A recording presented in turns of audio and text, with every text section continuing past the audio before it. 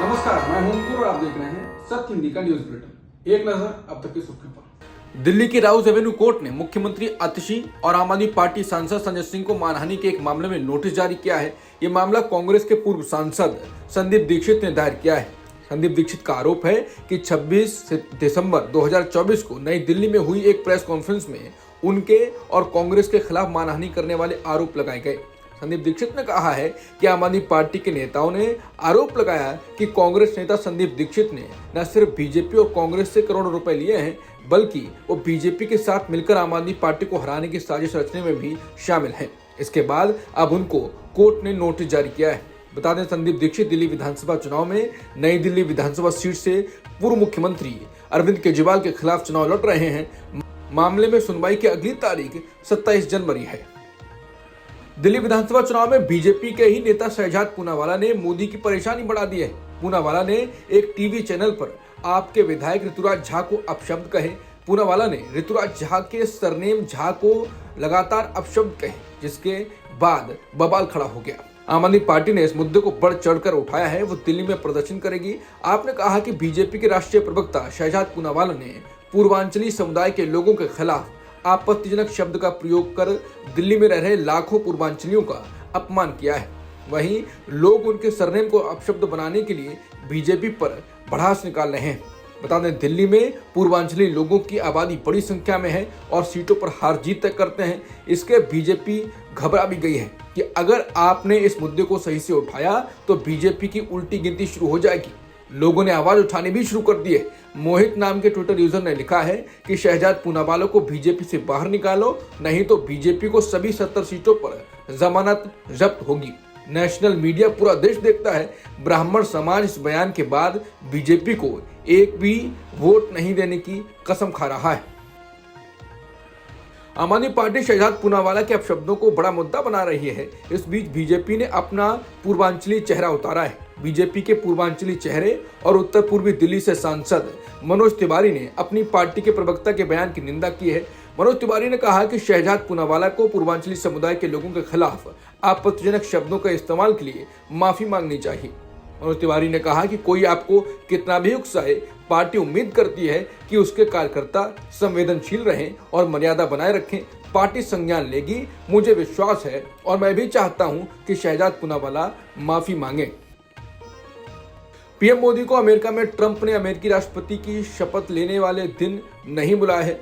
भारत की ओर से विदेश मंत्री एस जयशंकर होंगे।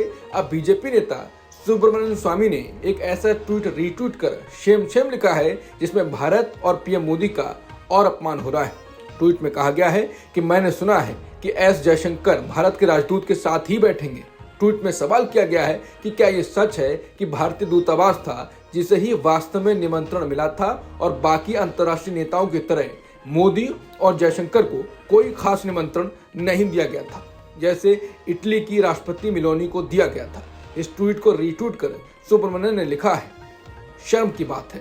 बता दें, अमेरिका में शपथ ग्रहण में शामिल होने के लिए ट्रंप ने चीनी राष्ट्रपति शी जिनपिंग को इनवाइट किया है। हालांकि शी जिनपिंग अपने किसी दूसरे नेता को भेज सकते हैं, लेकिन उन्हें इनवाइट किया गया। इटली की पीएम जॉर्जिया मेलोनी को किया गया। अर्जेंटीना के राष्ट्रपति, हंगरी के प्रधानमंत्री, ब्राजील के पूर्व राष्ट्रपति जायर बोल्सोनारो ने खुद खुलासा किया कि उन्हें उद्घाटन में शामिल होने के लिए आमंत्रित किया गया, लेकिन पीएम मोदी को उनके मित्र ने नहीं किया। खालिस्तानी आतंकी गुरपतवंत सिंह पन्नू की हत्या की साजिश के मामले में आरोपी भारतीय एजेंट के खिलाफ कानूनी कार्रवाई हो सकती है। केंद्र सरकार की बनाई कमेटी ने यह सिफारिश की। एजेंट पर न्यूयॉर्क में मामला दर्ज है। गृह मंत्रालय ने बताया कि लंबी जांच के बाद कमेटी ने सरकार को रिपोर्ट सौंप दी है। इसमें भारतीय एजेंट के खिलाफ तेजी से कानूनी कार्रवाई पूरी करने की सिफारिश की गई। हालांकि एजेंट का नाम नहीं बताया गया है, लेकिन इसे एजेंट विकास यादव से जोड़ा जा रहा है, जिसे दिल्ली पुलिस ने 2023 में गिरफ्तार किया था। अमेरिका ने 18 अक्टूबर 2024 को भारतीय एजेंट पर खालिस्तानी गुरपतवंत सिंह पन्नू की हत्या की साजिश के आरोप लगाए थे। अमेरिकी कोर्ट ने 2 लोगों को आरोपी बनाया था। इसमें निखिल गुप्ता और CC1 नाम का एक शख्स शामिल था। अमेरिका की खुफिया एजेंसी FBI ने CC1 को विकास यादव बताया था। उनकी भारतीय सेना की वर्दी में फोटो भी जारी की गई थी। FBI का कहना है कि विकास भारतीय इंटेलिजेंस एजेंसी रॉ से जुड़े थे। विकास पर मनी लॉन्ड्रिंग के आरोप भी लगाए गए। इसके बाद केंद्र सरकार ने ड्रग माफिया और आपराधिक गैंग के साथ एजेंट के संबंधों की जांच के लिए कमेटी बनाई थी। बता दें, अमेरिकी एजेंसियों ने कहा कि पन्नू को मारने की साजिश पिछले साल सितंबर में पीएम मोदी के अमेरिकी दौरे के वक्त की गई थी। भारत के एक पूर्व अफसर ने निखिल गुप्ता से पन्नू की हत्या की साजिश रचने का कहा था। इसके बाद अमेरिका का एक कोर्ट ने पन्नू की हत्या की साजिश के मामले में भारत सरकार को समन भेजा।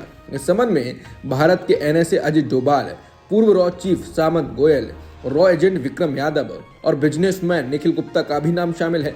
इस सबके बाद मोदी सरकार बुरी घर गई, लेकिन भारत अपने आप को दूर करता रहा। विकास यादव को भी गिरफ्तार कर लिया। कहा गया कि भारत ने विकास यादव को इसलिए गिरफ्तार कर लिया कि उसकी और छिछालेदर न हो। कुल मिलाकर डोभाल फिर से चर्चा में आ गए। अमेरिकी कंपनी हिंडनबर्ग रिसर्च बंद होने जा रही है। कंपनी के संस्थापक नेट एंडरसन ने इसकी जानकारी दी है। हिंडनबर्ग रिसर्च की वेबसाइट पर पर्सनल नोट में नेट एंडरसन ने कहा कि जैसा कि मैंने पिछले साल के अंत से ही अपने परिवार, दोस्तों और अपनी टीम को बताया था, मैंने हिंडनबर्ग रिसर्च को भंग करने का फैसला किया। उन्होंने कहा कि योजना ये थी कि हम जिन विचारों पर काम कर रहे थे उनके पूरे होते ही इसे बंद कर दिया जाएगा। जिन पूंजी मामलों की जांच की उस बारे में हमने बाजार नियामकों को बता दिया है। नेट एंडरसन ने लिखा, मैं ये सब खुशी से लिख रहा हूँ। इसे बनाना मेरे जीवन का सपना रहा है। बता दें, हिंडनबर्ग रिसर्च ने अपनी रिपोर्ट में अडानी समूह के खिलाफ धोखाधड़ी, इनसाइडर ट्रेडिंग नियम के उल्लंघन और मनी लॉन्ड्रिंग करने के आरोप लगाए थे, जिसके बाद से हिंडनबर्ग रिसर्च भारत में चर्चा में आई और अडानी को लेकर मोदी भी बुरे घर गए थे। हालांकि अब कंपनी बंद होने जा रही है तो भविष्य के लिए राहत की सांस ली जा सकती है। 2 साल पहले इसी महीने में हिंडनबर्ग की एक रिपोर्ट आने से गौतम अडानी को $100 अरब का नुकसान हुआ था। आज हिंडनबर्ग के बंद होने की खबर ने अडानी के शेयरों में जबरदस्त उछाल दिखा दिया है। अडानी के शेयर हरे निशान में कारोबार कर रहे हैं। शेयर मार्केट में गुरुवार को बड़े गैपअप के बाद कारोबार की तेज शुरुआत हुई और ओपनिंग बेल के साथ ही निफ्टी 164 अंकों की बढ़त के साथ 23,377 के लेवल पर खुला, जबकि सेंसेक्स 595 अंकों की बढ़त के साथ 77,319 के लेवल पर खुला। बाजार में फिलहाल तेजी जारी है। वहीं फोकस में आज अडानी ग्रुप के शेयर्स हैं। National commission for scheduled caste ने आईआईटी बॉम्बे, आईआईटी दिल्ली और हायर एजुकेशन डिपार्टमेंट के सचिव को नोटिस जारी किया है और 15 दिनों के भीतर एक्शन रिपोर्ट पेश करने को कहा है।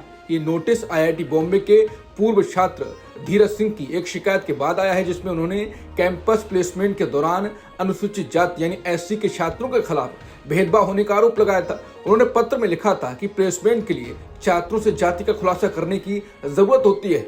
पत्र में कहा गया कि आईआईटी बॉम्बे और आईआईटी दिल्ली कैंपस प्लेसमेंट में भाग लेने वाले 300 एससी छात्रों के खिलाफ भेदभावपूर्ण प्रथाओं में सीधे तौर पर शामिल हैं। बता दें, आईआईटी बॉम्बे में एक छात्र की मौत का मामला भी सामने आया था। बताया गया कि जातिगत भेदभाव की वजह से छात्र की मौत हुई। हालांकि आईआईटी बॉम्बे ने इससे इनकार किया।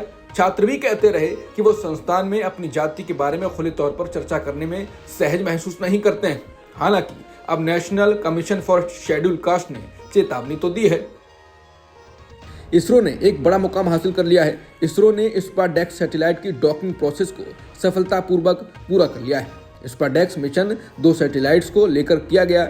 इसरो ने बताया कि दोनों सैटेलाइट्स की दूरी को 15 मीटर से 3 मीटर तक लाने की कोशिश सफल रही।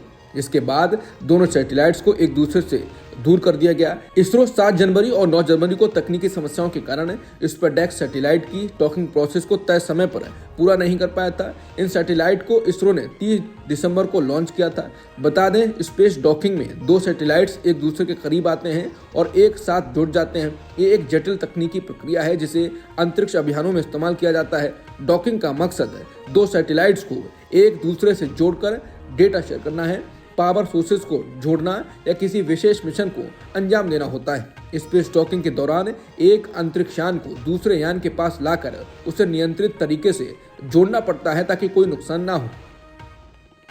बॉलीवुड एक्टर सैफ अली खान पर अज्ञात चोरों ने चाकू से हमला कर दिया। इसके बाद उन्हें तुरंत लीलावती अस्पताल भर्ती कराया गया। मुंबई के बांद्रा स्थित उनके घर पर बुधवार देर रात 2 बजे चोर घुस गया। इस दौरान सैफ और अज्ञात व्यक्ति के बीच हाथापाई हुई। इसके बाद चोर ने सैफ पर चाकू से हमला कर दिया, जिसमें वो घायल हो गए। सैफ पर 6 वार हुए और 2 गहरे वार हैं। सैफ अली खान पर चाकू से हमला होने के बाद उनकी स्थिति के बारे में लीलावती अस्पताल ने बताया है। मामले पर अभिनेत्री और सैफ अली खान की पत्नी करीना कपूर की पीआर एजेंसी ने भी बयान जारी किया। लीलावती अस्पताल के सीओओ डॉक्टर नीरज उत्तमनी ने कहा कि सैफ पर उनके बांद्रा वाले घर में अज्ञात शख्स ने हमला किया। उन्हें करीब 3:30 बजे लीलावती अस्पताल लाया गया। उन्हें 6 जगह चोटें आईं, जिनमें से 2 गहरी हैं। एक घाव रीढ़ के पास है, उनकी सर्जरी की जा रही है। ये चोट कितनी गहरी है, इस बारे में सर्जरी के बाद बताया जा सकेगा। करीना कपूर की पीआर एजेंसी की ओर से यह भी बताया गया है कि कल रात और उनके और सैफ के घर में चोरी की कोशिश हुई। सैफ को उनके हाथ में चोट आई है और वो अस्पताल में है। परिवार के बाकी लोग भी बिल्कुल ठीक हैं। ट्रंप के शपथ ग्रहण से पहले इजरायल और हमास पिछले सीजफायर समझौते पर पहुंच गए हैं। 15 महीने से चल रहे युद्ध को खत्म करने के लिए सीजफायर और बंधक समझौते पर डील हो गई। जल्दी हमास इजरायली बंधकों को रिहा करेगा। कतर की राजधानी दोहा में इजरायल और हमास संघर्ष विराम समझौते पर समझौते हो चुके हैं। पहले चरण में हमास द्वारा 33 बंधकों को रिहा किए जाने की उम्मीद है, जबकि सैकड़ों फिलिस्तीनी कैदियों को इजरायली जेल से रिहा किया जाएगा। दूसरे चरण की बातचीत शुरुआती चरण के 16वें दिन शुरू होगी। इजरायल और गजा सीजफायर के समझौते के बाद इजरायल के प्रधानमंत्री बेन्यामिन नेतन्याहू ने अमेरिकी राष्ट्रपति जो बाइडेन और नए चुने गए राष्ट्रपति ट्रंप से बात की और गजा में बंधकों की रिहाई के लिए समझौता कराने में मदद करने के लिए उन्हें धन्यवाद दिया।